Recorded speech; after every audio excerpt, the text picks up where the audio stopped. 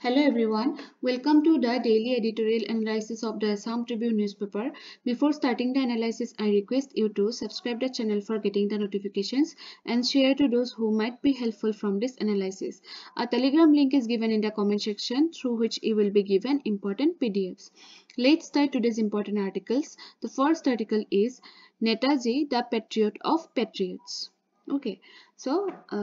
photokhon dekhi hokole chini paise no so tekhetor amar Netaji Subhash Chandra Bosu aru আজি tekhetor birthday aru ei birthday to ami Parakram Divok hisabe ami celebrate koru তেওঁৰ যিখিনি মানে অবদান আমাৰ মানে freedom মুভমেন্টৰ সময়ত সেইখিনিক যাতে আমি সদায় মনত ৰাখো সেই কাৰণে এই মানে এই পৰাক্ৰম দিৱসটো আমাৰ সেলিব্ৰেট মানে কৰিব মানে আমাৰ স্টাৰ্ট কৰিছে Okay, so tekhetok patriot of patriots বুলি কোনে কৈছিলে মহাত্মা গান্ধীয়ে কৈছিলে এটো মনত ৰাখিব প্ৰিলিমছত আহিব পাৰে যে এই টাইটেলটো তেখেতক কোনে দিছিলে মহাত্মা গান্ধীয়ে দিছিলে সো প্ৰথমতে তেখেতৰ বিষয়ে অকমান জানি লও সো তেখেতৰ কোত জন্ম হৈছিলে উৰিষ্যাত জন্ম হৈছিলে উৰিষ্যাৰ কাটাকত আৰু 1897 ৰ 23 জানুৱাৰী যেটো নেকি আজিৰ দিনটো হয়নে সো ফাৰ্স্ট ক্লাস অনাৰ্স পাইছিলে তেখেতে ডিগ্ৰীত Okay, so directly education at ahi gol je philosophy tekhete punar degree complete korisile first class paisile tekhete aru teur studentor kalor porai mane horu kalor porai tekhetor hei monobhabtu asile je patriotic zeal jitu dekhor proti prem hei bostuto teur horu porai asile তাৰ পিছত তেখেতক কি কৰিলে তেওঁৰ পেৰেন্টে Cambridge ইউনিভাৰ্সিটিত পঠিয়ালে Indian civil সাৰ্ভিসৰ কাৰণে preparation কৰাৰ কাৰণে আৰু তেখেতে মানে সেই পৰীক্ষাত উত্তীৰ্ণ হ'ব পাৰিছিলে 1920 তেখেতে সিভিল সাৰ্ভিস এক্সামিনেশন পাস কৰিছিলে আৰু সেইখিনি সময়ত সিভিল সাৰ্ভিস পৰীক্ষা পাস কৰা ইমান ইজি নাছিলে কাৰণ আমাৰ মানে ব্ৰিটিছ সকলে বহুতখিনি মানে হেয়া আনিছিলে ন যে বহুত মানে কন্ডিশনস টাৰ্মস এন্ড কন্ডিশনস আনিছিলে আমাৰ ইন্ডিয়ান ষ্টুডেন্টস খিনিয়ে কম্পিট কৰিব পৰাকে গতিকে তেখেতে এজন ইন্টেলিজেন্ট ষ্টুডেন্ট আছিলে ওকে সো কিন্তু তেখেতে যেহেতু ব্ৰিটিছে আমাৰ ইন্ডিয়া ৰুল কৰি থকাৰ পিৰিয়ড সময়ছোৱাত তেখেতে সিভিল সাৰ্ভেন্ট হৈছিলে তেও ইন্টাৰেষ্টেড নাছিলে যে কি কৰো ব্ৰিটিছাৰ্ছৰ আন্ডাৰত কাম কৰো এই বুলি তেও তাৰ পৰা উলাই দিছিলে মানে তেও চাকৰি নকৰিলে আৰু ফ্ৰীডম মুভমেন্টত তেও জয়েন কৰিলে আৰু তেওঁৰ যেটো মাইন্ডসেট এটো কোনে কিছুমান মানুহে ইম্প্যাক্ট পেলাইছিলে মানে যেনেকুৱা ধৰক স্বামী বিবেকানন্দ সো স্বামী বিবেকানন্দক তেখেতে স্পিৰিচুৱেল গুৰু হিচাপে কনসিডাৰ কৰিছিলে ওকে তাৰ পিছত ৰামকৃষ্ণ পৰমহংস ৰাজা ৰামমোহন ৰায় শ্ৰী অৰবিন্দ ৰবীন্দ্ৰনাথ টেগোৰ ওকে সো আৰু এগৰাকী মানুহক তেখেতে পলিটিক্যাল গুৰু বুলিও মানিছিলে এই দুজন বেলেগ গুৰু স্পিৰিচুৱেল গুৰু হলে স্বামী বিবেকানন্দ আৰু পলিটিক্যাল গুৰু হলে দেশবন্ধু চিত্তৰঞ্জন দাস Okay, so যেতিয়া আমাৰ জালিয়ানৱালাবাগ মাসাকাৰ হৈছিলে সেইখিনি সময়ত মানে তেখেতে মহাত্মা গান্ধী আন্ডাৰত আহি গৈছিলে আৰু তে অলৰেডি মানে কি হেনেকুৱা ধৰণৰ মানুহৰ দ্বাৰা প্ৰভাৱান্বিত হৈছিলে আৰু মহাত্মা গান্ধী তেখেতক আসলতে সাজেষ্ট কৰিছিল যে তেওঁ দেশবন্ধু চিত্তৰঞ্জন দাসৰ আন্ডাৰত গুচি যাওক আৰু তেওঁ সেইখিনি সময়তে ইণ্ডিয়ান নেশনেল কংগ্ৰেছত জয়েন কৰিছিলে Okay. So Bose was imprisoned several times. So tekhete freedom movement jetia join korile tar pisote keba baro mane imprison mane jail khatibo logia hoisile 1920 pora 1941 ekhini somoyৰ ভিতৰত আৰু তেখেতে যেটো ইয়াং উইং আছিল national কংগ্ৰেছৰ Hetuk lead কৰিছিলে তাৰ পিছত trade union মুভমেন্টক lead কৰিছিলে আৰু সাৰ্ভিস লীগ হেতুক অৰ্গানাইজ কৰিছিলে ওকে আৰু তেখেতে প্ৰেসিডেন্ট হিচাপে ইলেক্ট হৈছিলে কংগ্ৰেছৰ দুবাৰকে 1937 আৰু 1939 আপোনালোকে যেতিয়া মডাৰ্ন হিষ্ট্ৰী পঢ়িব তেতিয়া আপোনালোকে গম পাব যে কোন কেখন জাগাত মানে তেখেতে প্ৰেসিডেন্ট হিচাপে মানে প্ৰেসিডেন্ট হৈছিলে কংগ্ৰেছৰ মিটিংত okay so in 1934 Bose published a book titled The Indian Struggle এটো মনত ৰাখিব যে তেওঁৰ এই বুকখন কেতিয়া পাবলিছ হৈছিলে 1934 ত আৰু তেখেতে এটা প্ৰিন্সিপল এডভোকেট কৰিছিলে an eye for an eye যে আমাৰ মহাত্মা গান্ধীৰ যিবিলাক হেয়া আছিলে মানে মহাত্মা গান্ধীৰ যেটো মানে প্ৰিন্সিপল আছিলে হেতু আছিলে নন ভায়োলেন্ট যে কাৰো প্ৰতি হিংসা কৰিব নালাগে ন অহিংসাই পৰম ধৰ্ম এনেকুৱা বাট বছ তেখেততকে অকমান ডিফাৰেণ্ট আছিলে তেওঁ আই ফৰ এন আই যদি মোক কোনোবাই হাৰ্ম কৰিছে মোৰ ফালৰ পৰা মই বাধা দিম মই এটা মানে ভায়োলেন্টলি মানে তেওঁক বুজাই দিম কি মোক এনেকুৱাকে মোৰ ইণ্ডিপেণ্ডেন্সত আঘাত হানিব নোৱাৰে Okay, he never tolerated injustice. So, তেওঁ কেতিয়াও injustice সহিব পৰা নাছিলে. He sought to free India from British rule through open warfare. So, তেওঁ openly warfare কৰিব বিচাৰিছিলে, যাৰ কাৰণে কি তেওঁ নিজৰ জন্মভূমিখনক এটা টাইমত এৰি দিবলগীয়া বাধ্য হৈ গৈছিলে. So, in 1941, he established the Free India Center, which gave rise to the Azad Hind movement that coined the war cry Jai Hind. So, আমাৰ এতিয়া বৰ্তমান যদি কেতিয়াবা মিটিং সিটিং হয় যেতিয়া আমাৰ জয় হিন্দটো আমি মানে আমি গমে পাও ন জয় হিন্দ আমি কিবা এটা যদি দেশপ্ৰেমমূলক গানো গাও হেকত জয় হিন্দটো কবলে আমাৰ মন যায় হয়নে সো হেতু তেখেতে কইন কৰিছিলে যেতিয়া আজাদ হিন্দ মুভমেন্টটো তেও ৰাইজ কৰিছিলে okay so his resistance earned him the title Netaji আৰু তেখেতক হে তেখেতে যিমান ৰেজিস্ট্যান্স কৰিছে আমাৰ ইন্ডিয়াৰ মানে ফ্ৰীডম মানে ফাইটৰ কাৰণে সেই কাৰণে তেখেতক নেতাজী টাইটেলটো দিয়া হৈছিল He raised the first Indian National Army Azad Hind Force in 1943 আৰু তেখেতে Indian National Army যেটো হেতু ৰাইজ কৰিছিলে আপোনালোকে কবচোন Indian National Army টো একদম মানে মেইন যিজন মানে গুৰি ধৰোটা তেখেতৰ নামটো কবচোন আপোনালোকে সো তেখেতৰ নামটো কিন্তু বেলেগ হয় দেই Indian National Army গুৰি ধৰোটাজন কিন্তু বেলেগ হয় so Azad Hind Force became a symbol of unity and heroism for Indians. So boss famously said, I can't give you anything but hunger, hardship and death. Give me your life and I promise you freedom. A true soldier needs both military and spiritual training. Okay, so tekhete ki koisile moi apunalokok mane eko bhal bostu dibo noaru.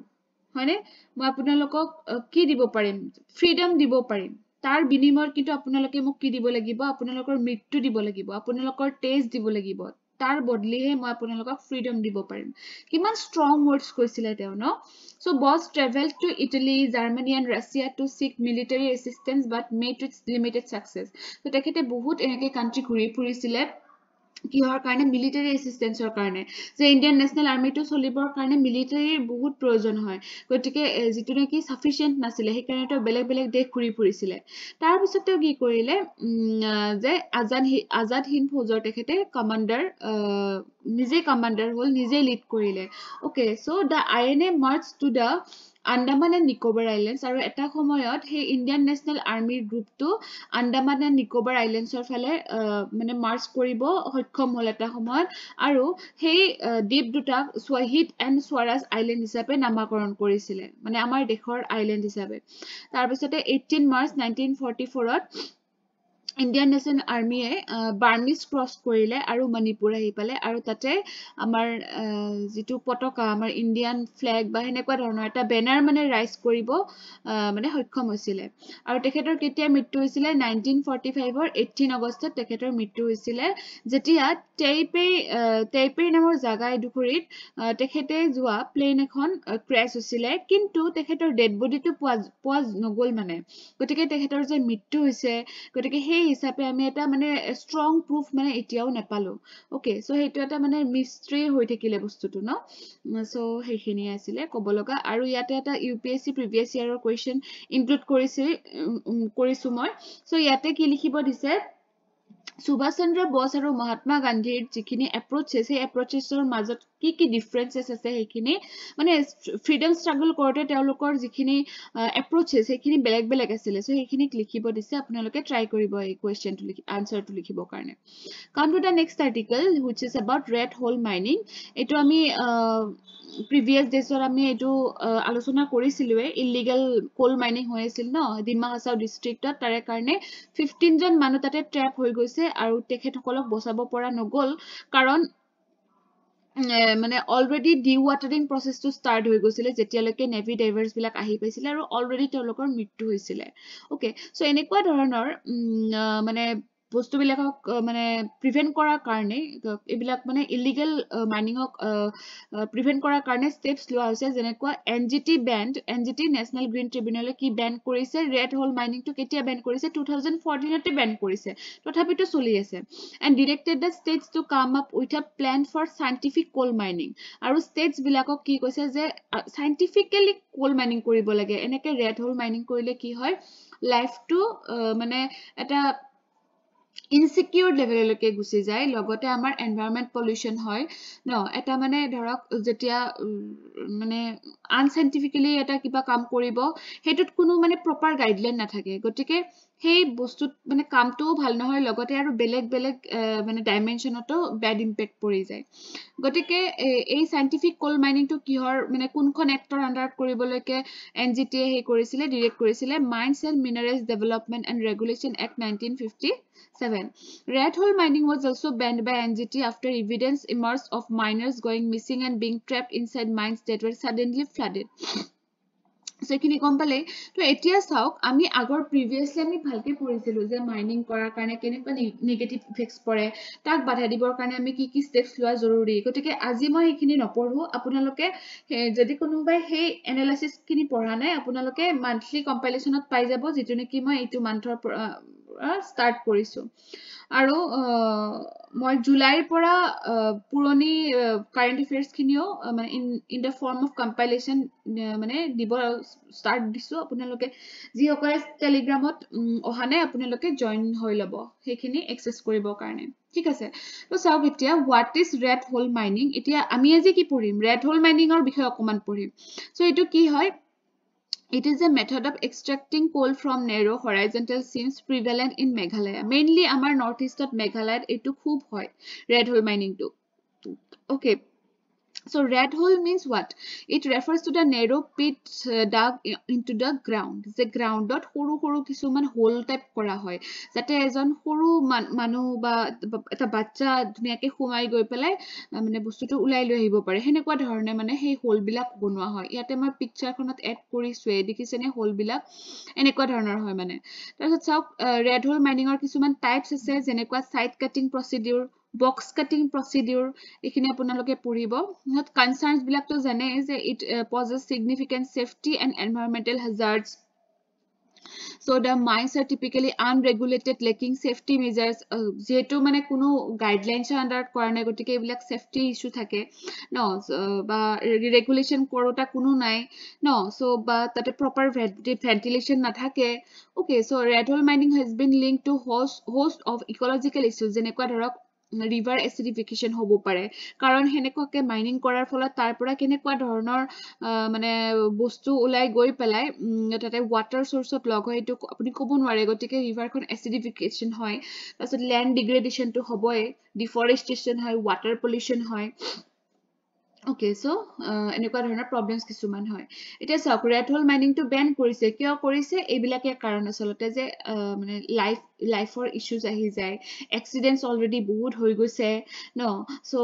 তাক easily recover কৰিবও নোৱাৰে ন মানে লাইফটো recover কৰিব নোৱাৰি হেতু ডাঙৰ কথা লগতে এনভায়ৰনমেন্টটো যিখিনি মানে বেড ইম্প্যাক্ট পৰিলে যিখিনি নেগেটিভ ইম্প্যাক্ট পৰিলে হেকিনিকো ৰিকভাৰ কৰা ইমান সহজ নহয় তা মানে ধ্বংস কৰাটো সহজ কিন্তু তাক সৃষ্টি কৰাটো বহুত টান আৰু নেচাৰক তো সৃষ্টি কৰিব আপুনি নোৱাৰে কাৰণ এইটো বস্তু নেচাৰেলি হ'ব লাগিব গতিকে আমি সৃষ্টি কৰিব নোৱাৰা কাম এটা কিয় ধ্বংস কৰো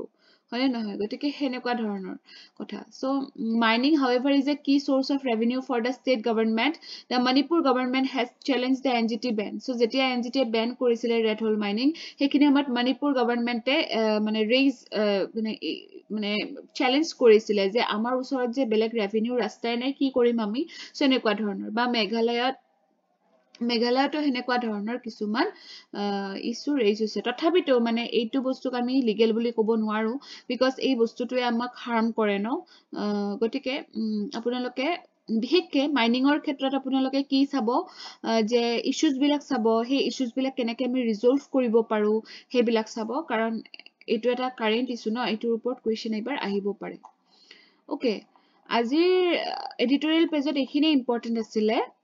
Thank you for watching the video.